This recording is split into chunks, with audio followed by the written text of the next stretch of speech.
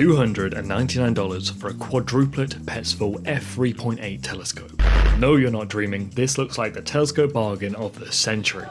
This is the Askar 50p and it weighs just 1.4 kilograms, but it boasts the specifications of telescopes 3 times its price. In tonight's video, I'm going to be putting it through the ringer and pushing it to its limits in order to determine if this scope should be top of everyone's wish list or if its specifications are a little bit deceptive. Let's find out. I'm Damon Scotting and this is Astronomical.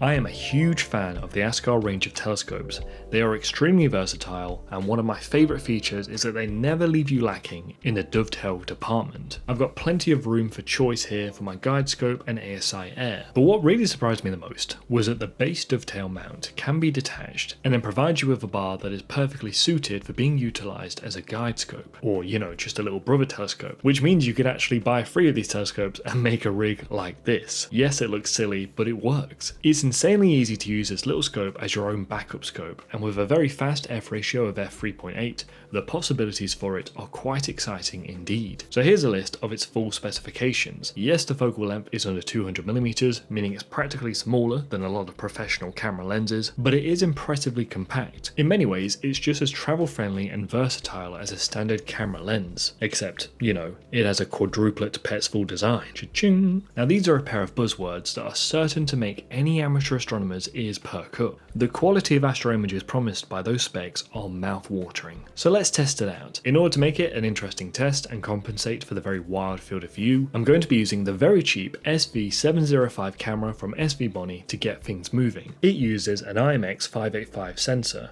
which is great for both planetary and deep sky objects. Tonight though, we're just going to be focusing on deep sky objects. Gosh, can you imagine trying to image Uranus with this? You'd be lucky to even find it. So first up, we have the Great Globular Cluster in Hercules. This is a 1-hour stacked and processed image of this star cluster that is almost as old as our galaxy and the universe itself. I quite like it. It's not a bad shot, cluster looks dazzling, stars are vibrant, but to tell you the complete truth, I'm not in love with the colour of the stars. It doesn't quite feel like how I would have predicted a quadruplet refractor telescope's images would have looked. I've had a lot of fun with the entire Askar F range, producing some jaw-droppingly good images with the scopes that cost as little as $499.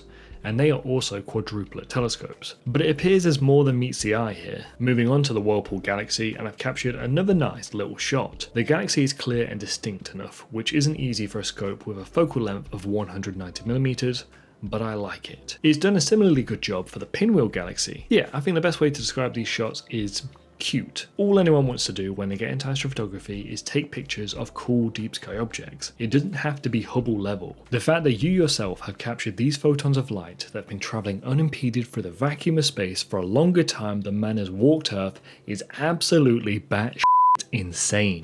Yeah, so here's another shot. This one is of the Iris Nebula, and I think this one is nice again. It's captured the central blue glow really well and even highlights the surrounding thick clouds of dust and gas, giving us a very spooky looking image. The Virgo Nebula is perhaps the first target that correctly uses up the majority of the field of view. It's a very colourful deep sky object that is just starting to reappear in our morning skies right now. This dense cluster of galaxies also gives us plenty to look at. Here we can see the Markarian chain as well as the immense Messier 87, the first black hole we ever directly imaged. It doesn't really look like much in the photos captured by the world's smartest scientists, but then to be fair, none of these galaxies look too interesting. Mostly just cloudy little blobs of trillions of stars. Where are the dazzling colourful spiralling arms, Oh wow, talk about finishing in style. This is the North American Nebula, and it is one of my very favourite deep sky objects to image, particularly because it is so colourful. Yeah, I think that's the cherry on top. In one night I've created quite the stellar collection of astronomical wonders, and most impressive of all, I've managed to do so with nothing more than a $260 camera, $380 mount, and a $299 telescope. Truth be told, I wonder if this insanely cheap telescope mount is even necessary. With a focal length of 190mm, I've seen the likes of nano trackers like this quote figures for a minute unguided.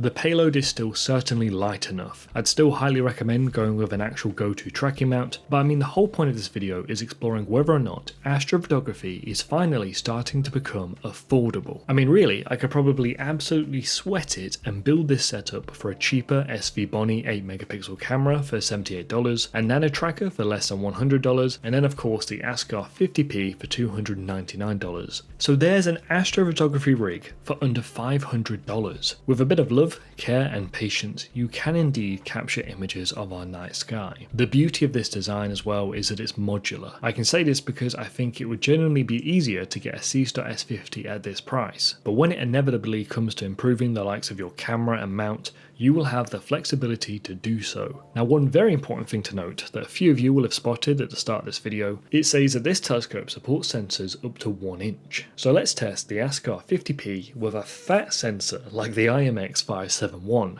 capable of capturing 26MP images with huge 3.76 micron pixels. For these shots, I really want to explore the corners of the raw images and give you a sense of the layers of processing that go through the images to reach the final output. If you thought the field of view was wide enough to begin with, well now with a 571 sensor, it just got even wider. Now I'm not in love with the star colours, they seem to lean a little bit to the bluey magenta end of the spectrum, but as for their shape, I can't discern any noticeable issues in the corners of the images. I corrected the gradient using the free software Grexpert, which might be the biggest edit I made to this image. I then applied the Blur X and Noise X tools to sharpen the shots and reduce the noisiness, but it's worth noting that these tools aren't cheap. And then we have my final image where I've tweaked the levels and colours in Photoshop till I've reached something I'm happy with. So that was M13, the Great Globular Cluster captured with the Askar 50p and an IMX571 sensor. Here is the raw stacked image versus the final processed one. Next up, I went back to my little garden of galaxies. With the previous camera, we got a close-up peek at the central galaxies, but now we can see a lot more variety, including its more fancy spiral galaxies with lovely colourful arms, including at the very top of the frame, almost out of shot actually,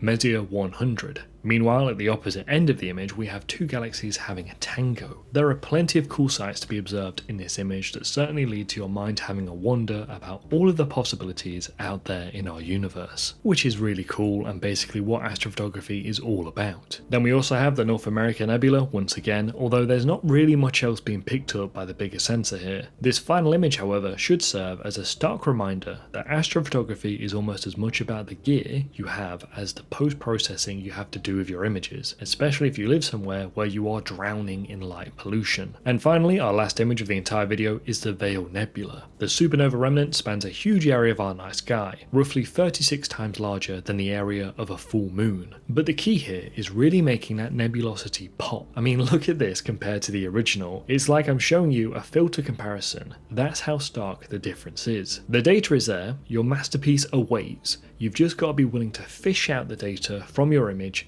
and make a vibrant work of art like this. So here's our compilation of huge camera sensor images. This is the upper limit of what you can capture with the Askar 50p. Granted, my exposure times are always just knocking on the doorstep. With an hour's worth of data, you can make out the gist of what you're looking at, but once you start imaging over that, during the course of the night, your images start to look a lot more pristine and won't require the heavy lifting of tools like Noise X. There is an elephant in the room that does need addressing, however, and that is that this scope is optimized for imaging sensors smaller than 1 inch. So in the case of the IMX571 sensor, which is a bit larger than 1 inch, the stars at the edges do not look great. Sharpstar have of course mentioned this in the product description, and I wasn't exactly expecting a full frame 44mm field of view, but I tell you what did surprise me was the spot diagrams they featured in the product description. Yeah, they're a little underwhelming, and I think you can see their full effects on my images. I think we've got a really good collection of images with our IMX585 camera, especially considering it was all done in just one night. There are thousands of potential targets for you to test this scope on. It's difficult to find fair criticisms of a telescope that costs just $299, but what I will say is that I've always preferred dual speed focuses. But then again, this radial design is a lot more efficient. I mean, the fact that the scope boils down to this means it takes up less space in your bag